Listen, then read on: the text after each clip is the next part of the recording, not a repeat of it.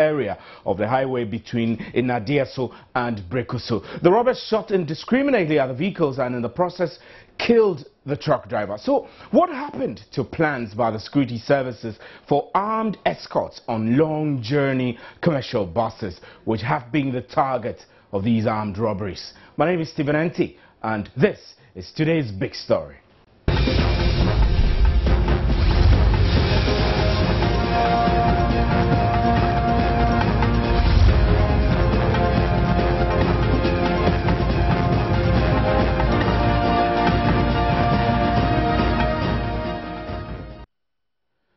The incident happened around 1:32 a.m. Wednesday, and the robbers succeeded in robbing passengers on 6 other articulated trucks, a VIP bus and a sports utility vehicle SUV at gunpoint in the operation, which lasted a few minutes before the arrival of the police patrol team from Kumasi. We're trying to get onto the telephone line and get some reaction from our reporter on the ground, Ohiming Teria, who has been monitoring the situation. Later on in the show, we'll be talking to the police DCOP Kofi Boachi, who is Ashanti Regional Police Commander, to give his update on what the situation is on the ground.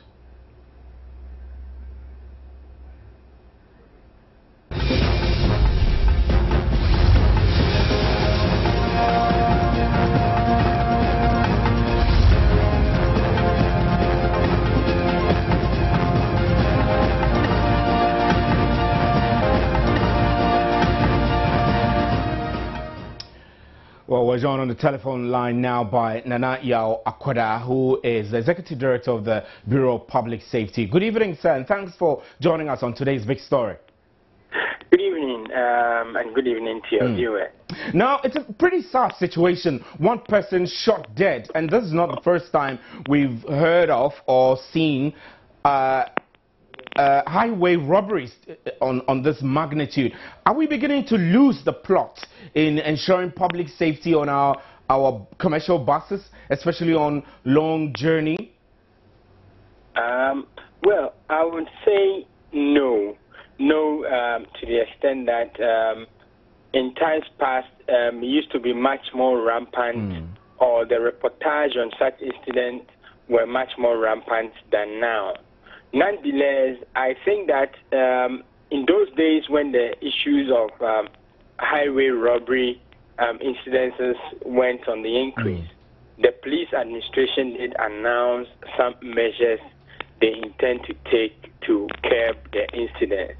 To a large extent, we saw a reduction, or at least a reduction in the reportage of such incidents. And one would want to ask what went wrong early this morning that a group of highway robbers could get away in a manner that they did get away. Unfortunately, the Bureau of Public Safety, we do not have enough facts on the issue. All we know is that the incident happened between Ashanti region and Eastern region. Right. That calls for a national action.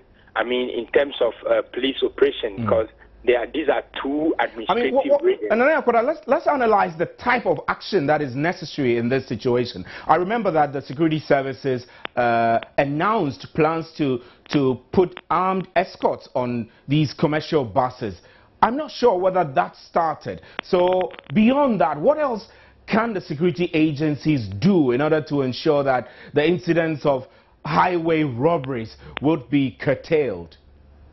Well, I will not be able to announce any new things to you apart from putting on such decoys on public transport, patrolling the highways, just to maintain a certain level of visibility on the highways to ward off such incidents, or at least reduce the tendency for people to engage in such highway robberies. What I think has happened is that these armed robbers have played very smart, because they know that if they station between two administrative or two operational regions, there will be a need for a collaboration.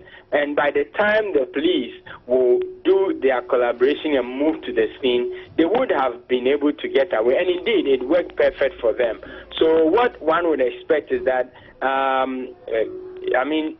Kofi Boakye, I think COP Kofi Boakye and his counterpart in the eastern region, and it should be replicated across country. They should find ways or a certain quick modus operandi for such situations when they happen in places where you could clearly see that they are happening in between two regions. They should find a way of quickly mobilizing their forces and collaborate to stem down such activities, because once they've been successful, it will recur. And so administratively or operationally, all police heads within the region should begin to map out strategies to fight such crimes that occur in between operational regions. Right. I know that in many of these instances, we look up to the police and the security agencies, the state security agencies to protect us all. But what about the issue, the situation where these bus operators themselves go a step further to enhance security on their buses, including, for example, perhaps paying for the services of private security or armed security persons on their buses? Is this allowed within the confines of our laws? Well, to some extent, you can engage the police service on your buses. It's allowed. And the police, the state, if you like, the state force are the ones who are allowed to bear ammunition or to carry around live weapons in that manner. Quite apart from that, the private security agencies will require a certain special license to arm their members to undertake such jobs. But to the extent that the buses or the transport companies can afford, they can engage the services of the police force. It is allowed, and they are allowed to do so. But that said, I think that the transport operators must do more than just engaging armed personnel on their buses, because what is going to happen is that if you engage an armed personnel on your bus, you will make your passengers feel at ease. But you know, when it comes to live ammunition combat, sometimes numbers are very critical. So just putting one person with a gun on board maybe 85-seater bus may not be enough to combat the kind of armed preparedness that the robbers put up. And so whichever way they look at it, I think that the state police must be a lot more visible and just to ward off such robbers, and they must be able to preempt, prevent, and then if all these two steps fail, then they can fight it, and they must fight it on time. What about basic personal safety tips? If I was a passenger and I was traveling from Accra to Kumasi, for example, what kind of personal security awareness should I have in the event such a thing happens? Okay, we'll go to a little bit of a classroom here. One, if you can make a journey by air, we would advise that you do so by air, because it has proven over time that it is much more safer and in the long term cheaper. Two, if you can make the travel within the day, it is very important that you make the travel within the day. And then three, when you are traveling, at times that you know that your journey will go deep into the night, it is important that you do not carry huge sums of money, very vital personal belongings on you, so that in the event of an attack, if your life is spared, you will not be in danger of losing your very valuable precious personal items and money. But of course, there are no guarantees that your life could be spared in such a situation, because there are times like what happened this morning, that the armed robbers were shooting indiscriminately. Anybody could be hit. Yes, precisely. And I also want to come on to that. It's important that the transport operators also train their drivers in how to own up in such situations, or how to, as it were, surrender in such situations, because the lives of the passengers are much more important than their belongings.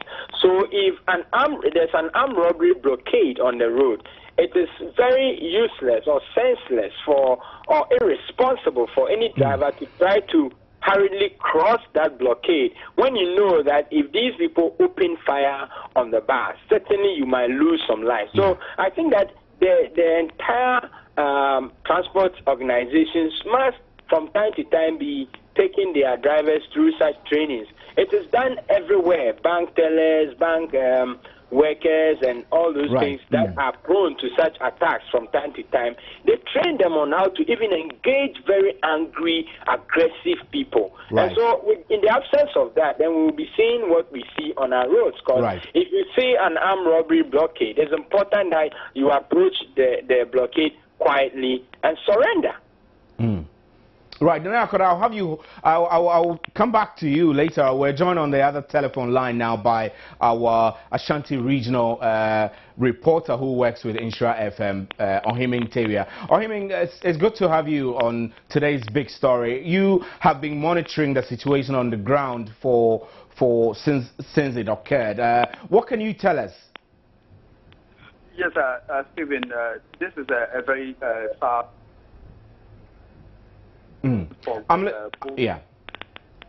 Both passengers and victims who were attacked this morning at exactly 1:32 a.m. At the spot between Breku and then Nadia. So let me emphasize that this is. Right, Ohimin, we are listening to you. I'm not sure whether you're still there. Hello. Right, I think we're losing Ohiming Tewia because our understanding is that the particular location where the incident took place had no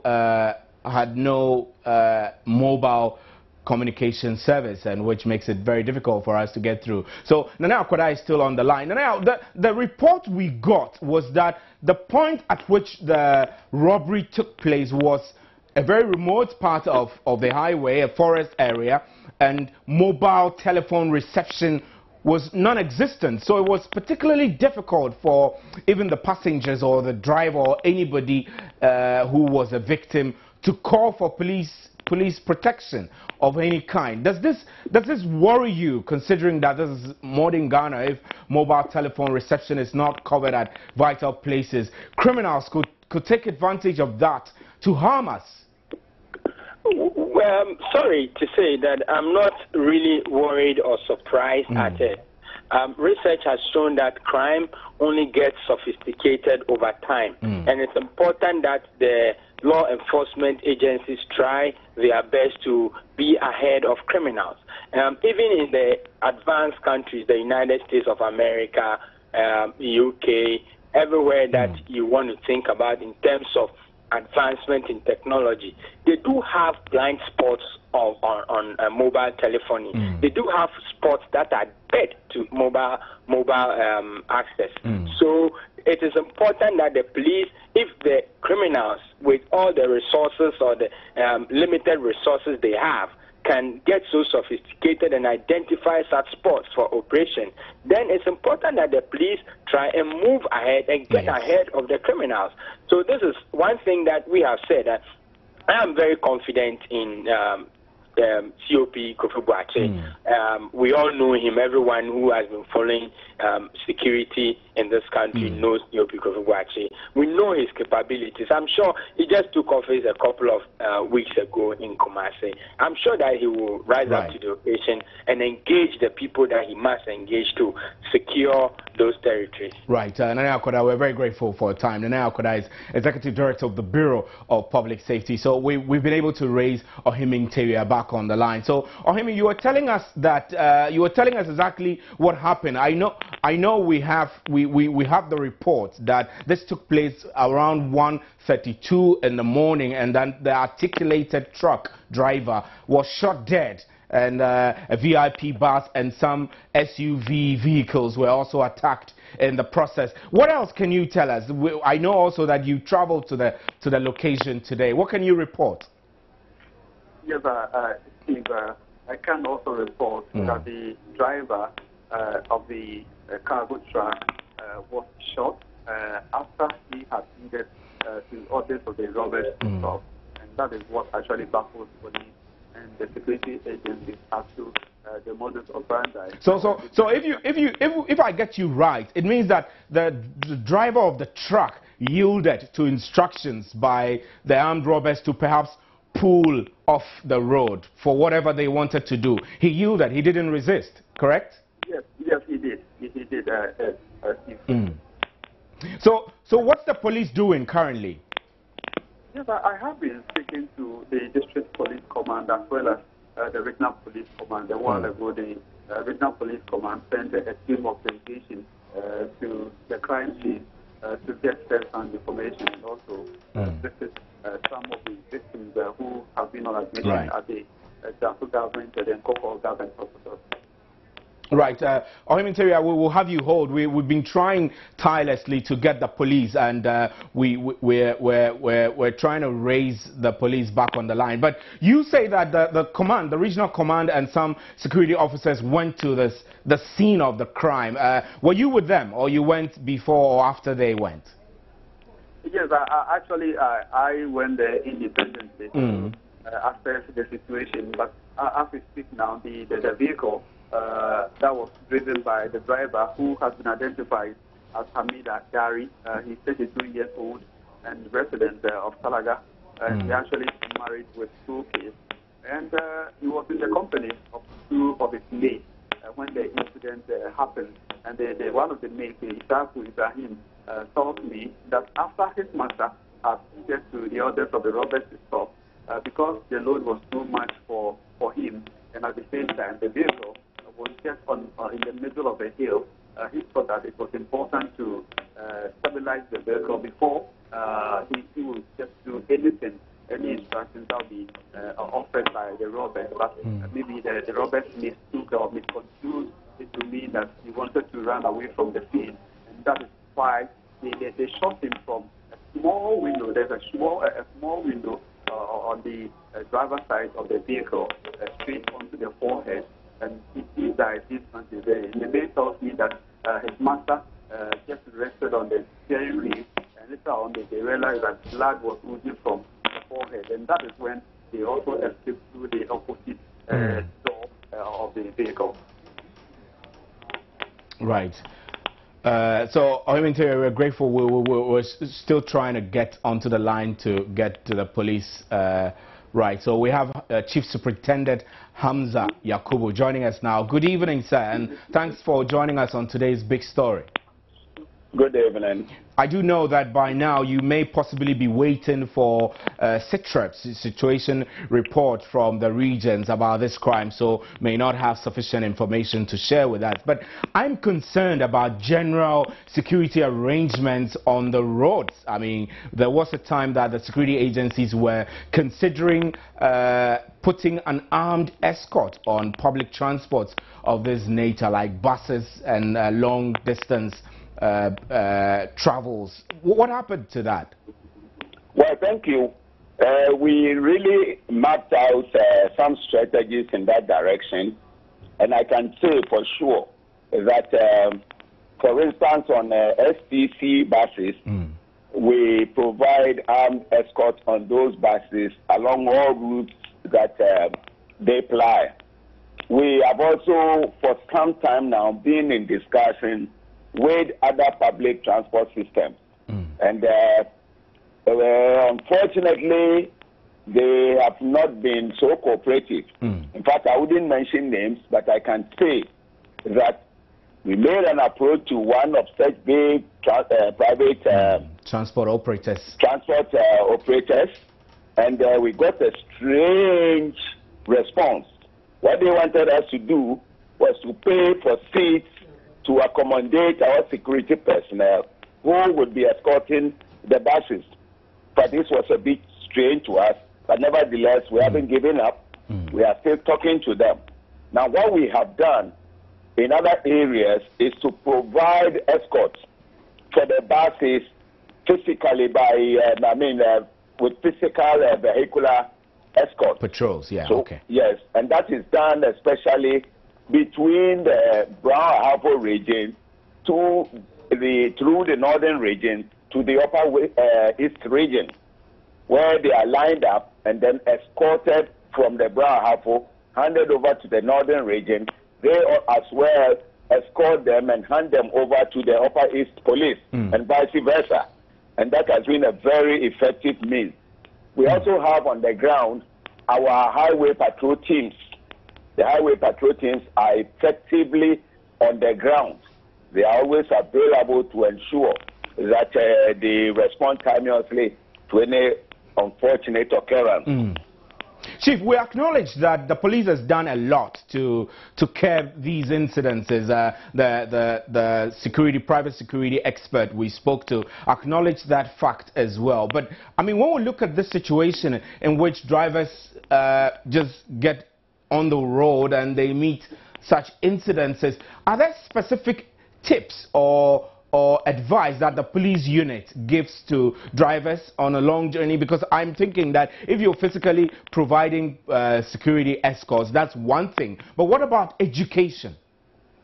Well, by way of education, it's often advisable for drivers to stop when it is that they are encountered by such highway robbers. It is often very dangerous to attempt to drive away. If after considering all circumstances, you come to the conclusion that you can't drive away, fair enough. But it is often advisable to just adhere to their directives, stop, and maybe, possibly, because of the effective measures we put in place, we may chance upon it, if even no call gets through to any police patrols. There is a high possibility of us coming up to the location unannounced. And so it is better in the interest of safety that once they stop you, please stop. And when it is that it is possible for anybody to place a call to any of our emergency numbers quickly, that would also help assuage the situation. Right. So, I mean, critical. I know that this is an incident everybody is worried about. Where this happened was, we understand it was in a dead area where mobile reception was off. And the security experts are saying that if armed criminals of this nature can outwit the system, then police possibly must do more. Are there tracking systems that the police has in place to identify areas where perhaps mobile telephony is less and doesn't penetrate, for which your security presence is enhanced? That is rightly so. We have identified hotspots where repeated robberies take place. And we have gotten to know that mobile coverage in those areas are extremely poor. And so in such areas, we often make our presence much more available than in all areas.